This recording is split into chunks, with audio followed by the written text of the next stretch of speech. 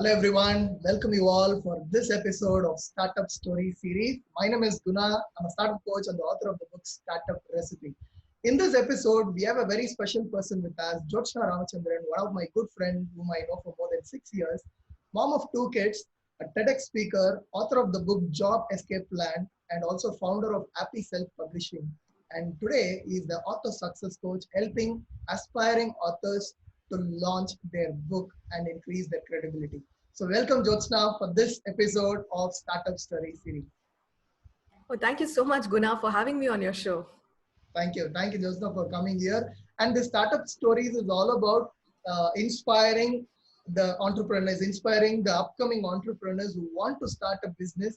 And we want to bring in a lot of successful entrepreneurs and share their stories so that will be inspiring for them.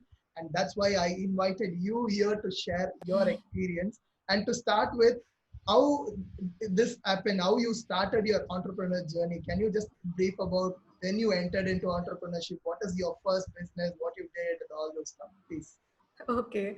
So first of all, Guna, that word successful entrepreneur is a very, very relative term. So compared to what I was before, I'm much more successful now. That much only I can say about the success. I'm seeing you for the last 6 years, and I will definitely say you're a successful entrepreneur. So you can share your journey. Come on. Sure. So if I actually rewind and look back, the very first time I made money by doing something was in my 7th standard. In my school, we used to have a fun fair, like an exhibition every year. So we had to pay like 500 rupees to book a stall.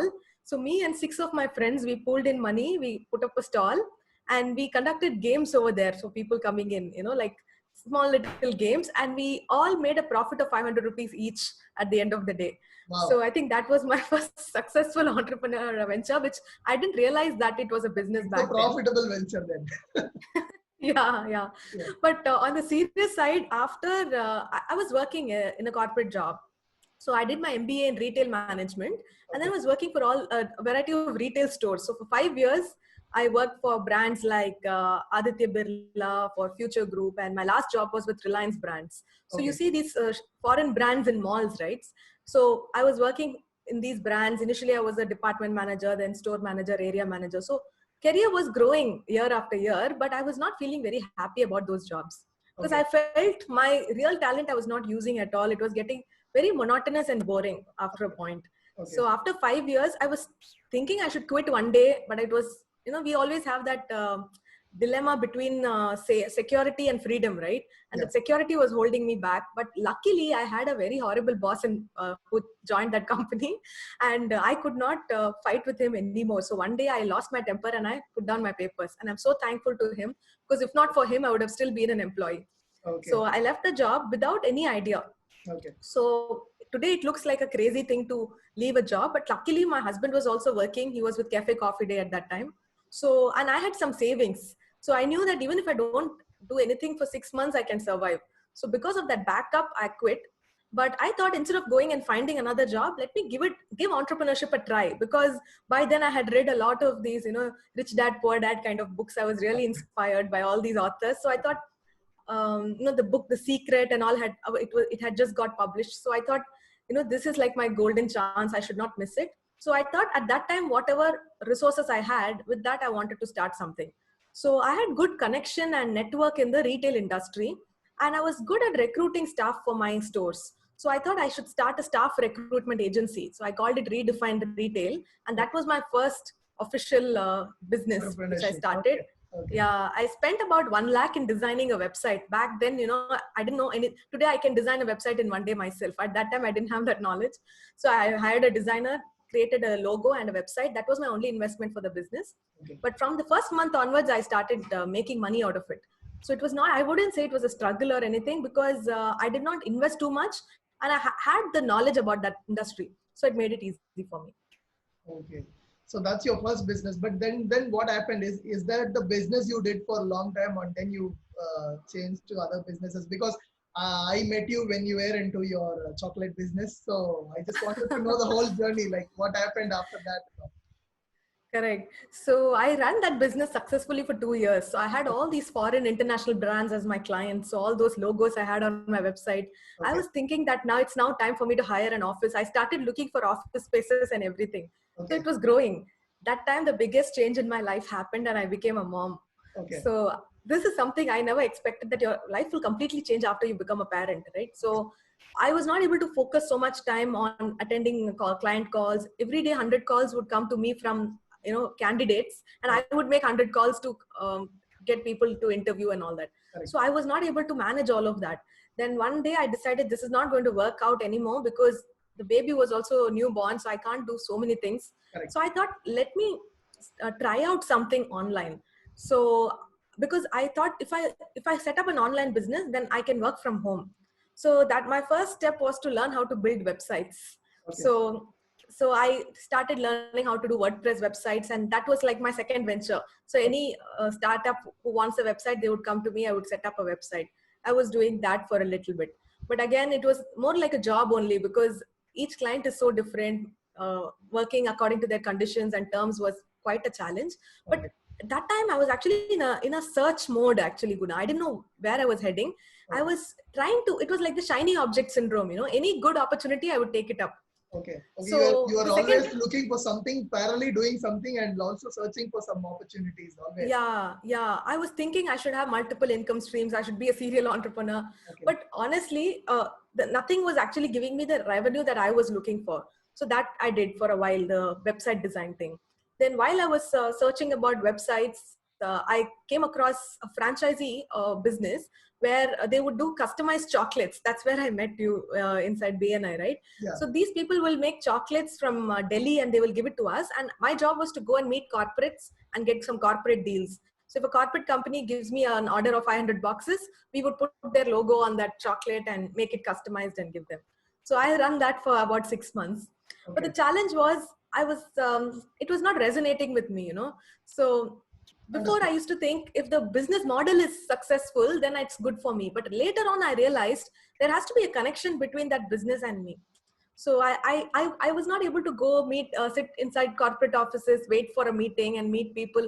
I was not that type at all, doing that kind of sales. So then I left that after 6 months. Okay. Luckily, at that point, when I was trying multiple things, I also came across this option of self-publishing using Amazon. Okay. So back then I had zero confidence in my own writing skills. So I went and studied a lot. Like I would have at least gone and learned from a dozen online courses, spent all the money that I had made till that time to learn about this, because at that time in Canada and United States and UK and all that, many people were making money through Kindle publishing.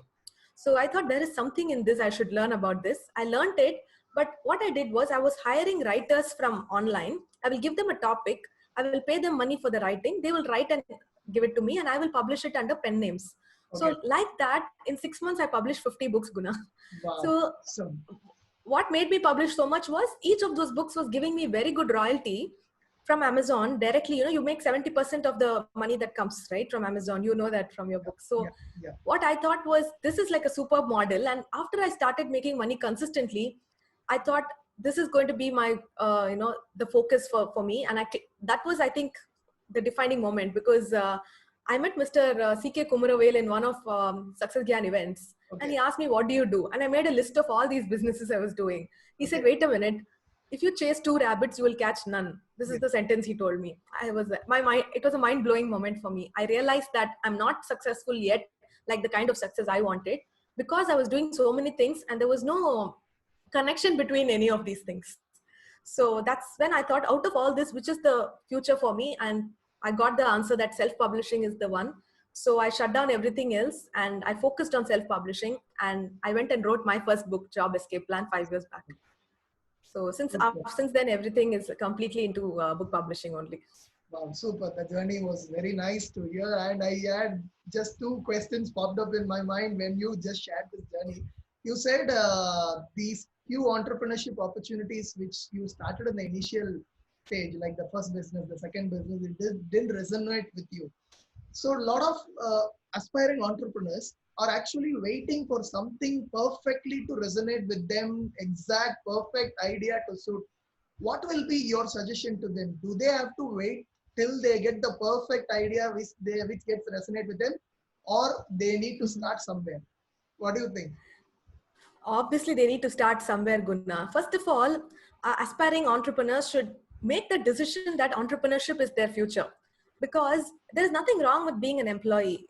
It is a different way of life. Entrepreneurship is completely different, right? From your mindset to the way you work, everything is different. So if somebody chooses consciously that I'm not going to be an employee, I'm going to be my own boss, then they have to decide that there is no looking back. Because the day I quit my job and started my first business, I made up my mind that I'm never going to be an employee again. Come what may, I have to take care of my family's needs, and there is no looking back. Whatever happens, like we have got into this game, there is no looking back. So because of that decision, I had to start somewhere. And I was not sure. When I started, I thought it was the best idea.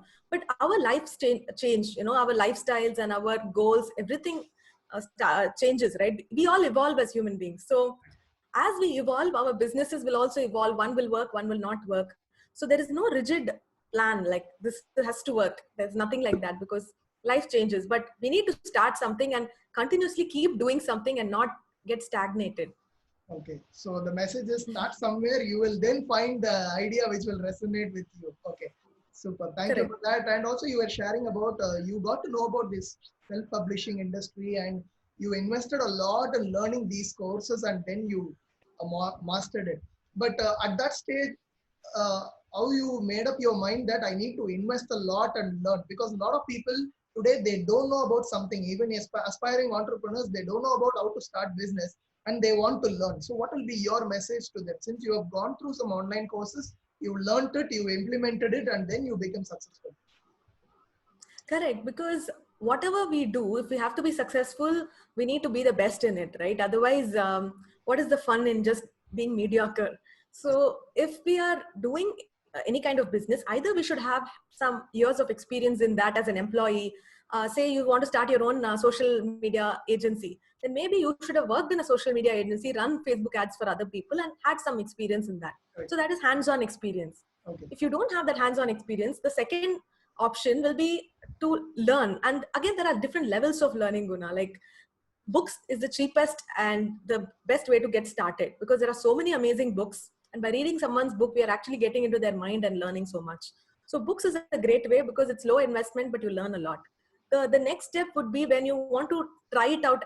Actually, the concepts are not enough. When you want to really try it out, that's when you invest in seminars, online courses, workshops, training programs, and you get your hands dirty and you actually implement it along with the course. But if you want to go one step more, then it's really important to hire and work with a mentor or a coach. So people, for example, who want to become entrepreneurs are joining your course because they want to learn from you. So I think that is the highest level. If you can work with one person and follow them, that will get the maximum results. So when I started self-publishing, there was this guy called Stephen James from Canada. Okay. So he was big in this game. So I hired his coaching for 2-3 months. It was very expensive. So per month I was paying at that time it was big money for me, like 75,000 or something. Even but I knew that this, yeah. So I thought this guy is already doing it. He's getting results and he's giving coaching. So why not just follow his model and implement it? And that's what gave me those royalties from those ghost written books. So, and now if I look back at every level of success that I've had, I'm now consciously hiring and working with people. I'm surrendering to their system and following it. For example, right now, in January, I got this idea that now in the last 4 years, I've been helping people to publish books, Guna, but every month I'm not able to help more than 10 people because that is my bandwidth. Only that many people come to us with written books and we help them with the publishing. Okay. But I realized that there are so many more people who aspire to write books, but they don't have a method or coaching system to help them to write the book in the first place. Correct. So that inspired me to start Author Success Academy. It was my dream for many years to have an academy where I can serve like 10,000 people or more.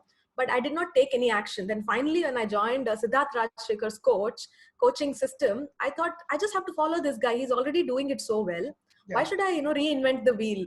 Correct. So since the last 4 months, I've been following it step by step, it's become so easy for me. So that's what I would suggest to entrepreneurs also. So whatever field they choose, they need to just find a mentor in that field and just surrender and follow. That will make it so easy. Thank you. Thank you for that amazing insight. So we are just into 15 minutes. I think already our aspiring entrepreneurs got super duper value. And as you said, when we want to inspire more people, obviously we need to come up with something. Maybe we should get a technology inside and then we can inspire more people onto that. My vision is to make 10,000 new entrepreneurs by 2030, because of which I've also started creating online courses for entrepreneurs where step by step they can learn and launch their businesses. And also this video is also a part of this vision where I need to create 10,000 entrepreneurs. So thank you for being a part of this interview also. And my next question is, like since you did few businesses and you would have done quite a number of mistakes in all those businesses. If you have to mention few mistakes to the audience, what will it be? Okay. Yeah, there have been quite a few mistakes. Yeah. First of all, managing finances. Okay. Because nobody teaches us all this, Guna, especially as an employee. Company files your tax. You don't have to do anything when it comes to managing being money. Being an employee, even if you don't have money management skill, you can manage, but not an entrepreneur. Yeah, correct. So it took me a lot of time to realize that company money and my money are different. And I need to pay myself. I need to have, now I have multiple bank accounts. So before, everything used to be in one account, and it was a mess because as a startup, you don't have a CFO to handle all this. Correct. So then I realized I need to at least have a chartered accountant whom I can, whose help I can take in filing things and managing all that. So I think that was a big mistake in my first couple of businesses. I didn't have I didn't know that finance is important, such an important part of the business. So that was one. Second is I have started and shut two businesses, which I did not mention here, which were co-founded businesses. So I had another partner in the business, and the problem is there are many good businesses which are running with partners, but you need to find the right partner and have partners for the right reason. So just because somebody gives an idea, you make them your partner. And if your skills don't complement each other, if both of you are not equally invested in the business, then there's a lot of clash of ideas and values. So that, by doing such things, I wasted a couple of years. So there's nothing wrong with that person, but they were not the right fit to become my partner in the business. Or maybe I was not the right fit for them. So that's another tip. You can have co-founders, but both of you should bring in some skill sets, something that complements each other and is for the benefit of the business. Understood. Not because somebody is your friend, you make them your partner. So that is something I learned along the way. And thirdly, which I already mentioned, is focusing on multiple businesses. See, when I read all these inspiring books, we see that they are serial entrepreneurs, they are running 10 businesses. But I realized that if I start one business and it runs successfully, in a way that the money that comes from it gives me financial freedom, and it runs automatically, like I automate everything, my team and the systems run it, and I just invest a little bit of time in that. Once I reach that level in a business, only then I should look at the next business. So I've still not reached that level in my current business. So it may take another 2-3 years, but only after that I will even think of starting another business now. Before I thought I am a multitasker, I can do 10 things, but now I have accepted defeat, and I this is what I would say to everyone. Till your one business becomes super successful and takes care of all your needs without you involving too much of your time in that business, don't start another one. So these were the learnings for me, Guna. Superb. And a lot of aspiring entrepreneurs, Jyotsna, they have this thought that if I become an entrepreneur, I'll be completely busy. I'll not have time for my personal life. I can't do anything where it can be my hobby or can be my sum of interest. I should actually come out of everything. There is some myth like this. And I know your personal side where you also give a quality time to that. Can you just share what do you do apart from your entrepreneurship on the personal side, so that it will be inspiring for them that, okay, I can still focus on my personal side and also I can become an entrepreneur. This is possible. They should get this message. So I'm just asking this question.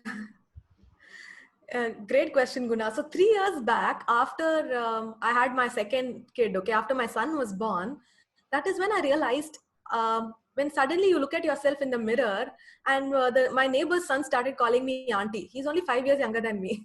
Okay. That was like a wake up call for me. And I realized I'm definitely looking like an auntie. That's why he's calling me that. Okay. So I realized that I was not giving myself the time that I deserved. Okay. So I was like this, running multiple things and only focusing on other people and my work. And I was not focusing on myself. Okay. So then I decided I must start doing some things for myself.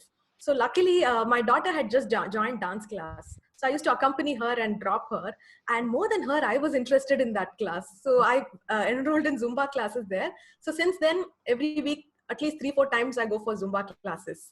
Then I've started, 2 years back, I started working out in the gym also, because I realized, especially for women, once, after a certain stage, our bones need to be stronger. You need to have that strength. So I started doing that. Then my father regularly walks and he takes part in the marathons and all that. So he inspired me to start running. Okay.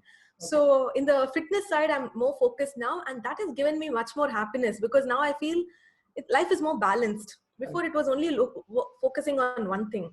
So that is about the fitness part. The other thing that because of the freedom I have in my business, it has also given me the time and money to focus on my big passion, which is traveling. So in the last few years, I've traveled to 15 countries. My goal is by the time I'm 40, I should travel to 40 countries. So 40 by 40 is my big goal. 40 by 40. Wow, very good. So I'm just waiting for the lockdown to be over so I can resume my plans. So that is the thing. So I realized that if you are going to be so busy in your business, you might as well be working in a company. At least there you have some holidays at least that your company gives.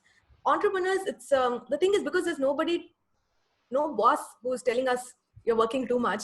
We put everything on our head and we do everything. Correct. Also, I see entrepreneurs, especially new entrepreneurs, they have the superhero syndrome, where they think I can only do everything perfectly. Only if I do, it will work. Only if I do. Only if I talk to that client, I can convert. Only if I go and attend that meeting, client will be convinced. Yes. This is the problem. So again, because I was getting overstressed, I realized I can't be running it this way. So now I have a team. So wherever possible, we try to automate things using technology, like online courses, email automation. Wherever things can be automated, we do that. If it can't be automated, I will outsource it to one of the, so basically my team doesn't have full-time employees. All of them, there are around 20 people in my team. All of them are outsourced workers. So they work from different countries. I hire them for a particular task. They do that. I pay them for that. Super. So it works well for me because mine is an online business and we don't have an office or anything. So it works well for me. So I outsource it to them. Or I have some 5 core members in my team who have been with me for the last 5 years. So any important internal task I delegated to them. So as much as possible, I ask, should this really be done only by me? For example, I do webinars every week now, Guna, to get people into my academy. Yeah. So I think that is a very important task which only I can do. I can't ask my team member to do. Correct. But editing some videos and posting it on social media, writing blogs, all this somebody else can do. And sometimes they can do better than me also. Yes. So why should I, involve myself with that? So if we are able to differentiate between the important tasks which only I can do and the other tasks which others can do, every entrepreneur will have more time, and that time you can use it for your own hobbies and other things. Yeah. Super. So that's a super explanation on how you're managing your personal side. I think this will solve the myth, like a lot of aspiring entrepreneurs have this, whether my personal side will be just kept aside after I become an entrepreneur. So that's a super answer. And I just wanted to know, what are the different challenges you face, Jyotsna? Because entrepreneurship is more about challenges, and everybody is going to have a challenge. Only that we are going to learn something. So if you have to mention few challenges in all these entrepreneurial journey, what will be that? Okay, so as you said, everybody's life is different. Their journey is different. So if I specifically look at my life, I would say, after becoming a mom, again, this is like a super mom syndrome where moms think that they only have to do everything themselves. They have to do the cooking, the cleaning, the taking care of the baby. So if I ended up doing all of that, I wouldn't be able to do so many other things in my life. So I had to make that one decision, that I had to accept that my children will be fine. They will still love me, even if I don't do everything for them. So I think that is actually a personal struggle, not a business struggle. But once I overcame that, my business also started to grow. So now I had to make a conscious decision to shift closer to my mother's house. Okay. So that during the day, like for example, right now, where are my kids? They are at my mom's house. So, Okay. there is somebody to take care. And for my little one, I also, to support my mom, I also hired a babysitter so that my mom doesn't have to run after them. So she will do the monitoring part. So whenever I am doing things where the kids can't be at home, I will, either my husband will take turns in babysitting or my mom will be there. So for me to let go of this responsibility was a big struggle. So even though I did it before, I used to do it with guilt. Now I feel that whatever happens, my kids know what I'm doing. In fact, if my son will ask me, where are you going? If I say work, he's only 3 years old. He says, okay, finish your work and come back, let's play. So he understands that, what we are doing. So if we actually sit our family down, and especially your in-laws, parents and your spouse, and you make them understand what is the value of the work you're doing, you will automatically get that support. So for many years, I was struggling with that. I used to try and do everything myself and get exhausted. But now I have more peace now because it's more balanced. Okay, the delegation and outsourcing also worked on this side, first side. Correct, absolutely, yeah. And also one more thing to add, especially for women, we think there are these gender stereotypes in our culture, Guna. Like women, especially a married woman, has to do these things. Okay. So luckily, or I don't know what to say, I've been the only child for my parents. So my parents never brought me up saying a daughter has to do this. So they gave me equal opportunities when it comes to studies and everything. So even after I got married, I've seen my friends, they really struggle with the tasks they don't like to do. The biggest task is cooking. Okay, so if cooking is somebody's real passion, they need to do it because they love doing it. But if it's not something you want to do on a daily basis, luckily we are all in India, and for $5,000 you will get a very good cook who will give you 3 hours of extra time a day. That 3 hours you can make like 50,000 rupees, right? Correct. So this is something that because the society expects you to do certain things, you need not do it if you don't like to do it. So this is one tip for women entrepreneurs I wanted to give. Super. You answered a part of my next question also now. So the next question is, like we see, if you see a lot of aspiring entrepreneurs and those who start entrepreneurship, we see more men than women. So is there still a mindset where I can't do business, I can't become an entrepreneur, and a lot of women, like what is the message you want to tell them? Because do you agree that we see more men into entrepreneurship than women? Absolutely. Now, if you look at the previous generation, even in the workforce, in a company, there were more men than women. Correct. Now, because most women do their engineering, they go into IT jobs. So at least there is some balance in the work. Balance, yeah, but not in entrepreneurship. Right? In entrepreneurship, because that's the next thing, right? So now more and more people are getting into entrepreneurship, but it's predominantly men. Why? Because I think women still seek approval for whatever decision they take. So till they get married, it's their father's approval. After they get married, it's the husband's approval. So they may have aspiration, but when it comes to choosing between security and freedom, they would always prefer security, because even if they're working, they feel they're contributing to the family. So instead of focusing on their dream of becoming an entrepreneur, they choose to continue supporting the family through their job. I see a lot of successful male entrepreneurs whose wives are still working because their wives still think, let me support my husband.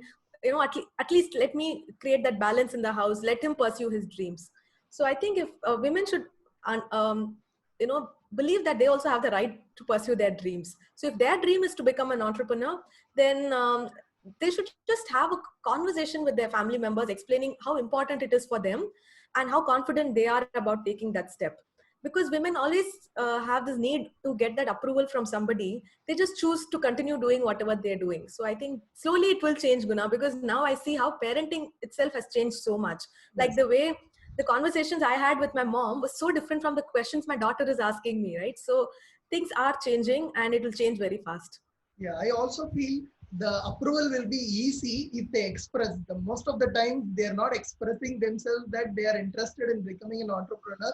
And that's when it gets stuck. Most of the times I see a lot of women entrepreneurs, when I talk to them, they're telling like, I was waiting for so many years because I thought my father will not agree, my husband will not agree. But one day I just told them there is an idea I want to do. They immediately agree. So it's their mindset also. Sometimes they don't express it and they don't get that approval. So that is maybe they cannot Yeah. listen So to we them. actually can't, in 90% of the cases, we can't blame the men at all, because luckily all the men that I have met have all been wonderful and very supportive. It's just that women themselves should come out and speak and have conversations, as you said, and then they will get that support. Thank you. And that's the message for aspiring women entrepreneurs. But now I need some tips or suggestions from your entrepreneurship journey to all the aspiring entrepreneurs who have a lot of fears, a lot of things are running in their mind. They have some pre-mindset that whether I can become an entrepreneur. One day they think I'm going to be an entrepreneur, I can also become successful. The second day they think, what if I lose all the money? What if it goes wrong, etc. So they have this mixed feeling. And what will be your message or your tip or suggestion to them, those who are interested in becoming an entrepreneur but still there something is stopping them? Okay, tip for people who want to start but something is stopping them, Yeah, is it? yeah. Okay. I Or even who's preparing themselves to become an entrepreneur, for both these groups. Right. I think they have to define their purpose first, Kuna. Why do they want to become an entrepreneur and how important it is? Because a lot of times, becoming an entrepreneur is a very fancy thing. So just because everybody now is in a startup community, people think it's a nice thing. No, let me also have that as my goal. But is it really your goal? Is it driving you? Is it waking you up at 5 a.m. to pursue that? Is it really so important? If it is not, then they should not lie to themselves. They would rather be a fantastic employee and get the employee of the year award. So if it's really important, then they should understand why is it important to them and have something to drive them. So I became a more serious entrepreneur after I had my kids, because I wanted to be a fantastic example for my children. So that is actually a big driving force for me. So that is one thing. So if you have something to drive you, a real purpose to push you to become an entrepreneur, then remind that, let that act like a reminder every day. So we need to set up some success rituals for ourselves, Guna, like probably put all these successful photos on a vision board and see Yeah. that every day, or write down your goals and read that every day. And also being in the community of other entrepreneurs who are pushing you to, having an accountability partner, somebody who's also an aspiring entrepreneur. You both can hold each other accountable. Right. Say that for the next 6 months we will push each other and make sure we start our business. Otherwise it will be a very lonely journey if we try to do everything ourselves. So that's why I keep talking about, be a part of a community, hire a mentor, so at least you'll be in a structure. Because our human minds are like monkeys, Guna. Like Right. if we don't have that accountability, what will happen is I'll try to work on creating a new landing page, and suddenly I'll get a notification that a new web series has released in Netflix. I'll close this and I'll binge watch it for 5 hours. Correct. Gone, your day is gone. So when we are aspiring entrepreneurs or entrepreneurs, nobody is there to monitor us and tell us that today you're supposed to be so productive. Correct. That is why people waste a lot of time, I feel. But when we have a structure, like join an online course like your course, having somebody like you to coach them, mentor them, then there is a structure, there is accountability, there are goals, there are these daily success habits, rituals. I think if all this you make it as a part of your life, automatically you're setting yourself for success. Super. Thank you, Jyotsna. So it was not like an interview. It was more like we are talking, like we are just exchanging about our journey and all those stuff. I learned a lot from your journey as well, which I don't know also today. Like few other businesses which we are into, I never know about it. So I got a lot of information, a lot of takeaways from this interview. So thank you very much for being here and sharing a lot from your journey, which really inspire our entrepreneurs who are the upcoming entrepreneurs. And is there any last message before we close for all the aspiring? The last message for all of you watching is, if you want to follow one person and start your business, then I highly recommend Guna, because I have also seen his journey. And right now it's not just about growing his business. He has now taken it up as his mission to help more than 10,000 aspiring authors. So just follow one system. The thing is, right now, especially now, if you're watching it live, then during the lockdown, everybody has time. So I know there are people who are telling me, today I'm watching 5 webinars. I was like, why are you watching 5 webinars? Just because you have the time, you follow 100 different people and then you don't take any action. What is the use? Instead, just follow one person, whoever you're able to connect with. If it is Guna, then just connect with him.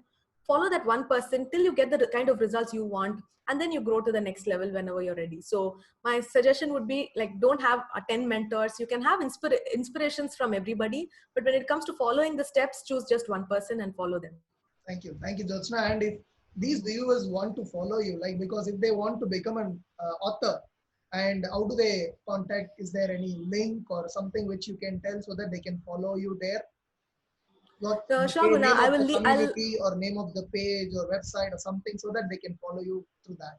Yeah, a couple of places. One is we have a fast growing Facebook community called Author Success Mastermind. Okay. As of today, there are 2,500 members, a lot of Okay. activity happening there. It's a Okay. free group. So people can find Author Success Mastermind and join. So that's one place. Another place is every week I do webinars.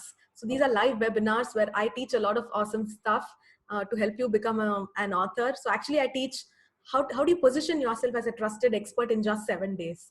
So I talk about that, an Insta author method in that webinar. So, and that's where people can also ask me a lot of live questions if they come in live. So I leave that link to register for that webinar so people can come and learn from that.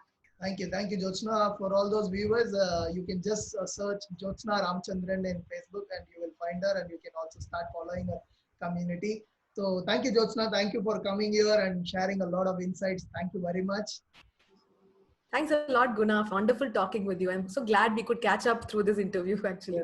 Yes. Thank you. Thank you. Thank you, viewers, for watching this video. Share this video with a lot of aspiring entrepreneurs so that this journey can also give them some insights and they can become successful in their entrepreneur journey. Thank you for watching this video. I'll come up with one more successful entrepreneur in the next episode of Startup Stories. Thank you very much. See you.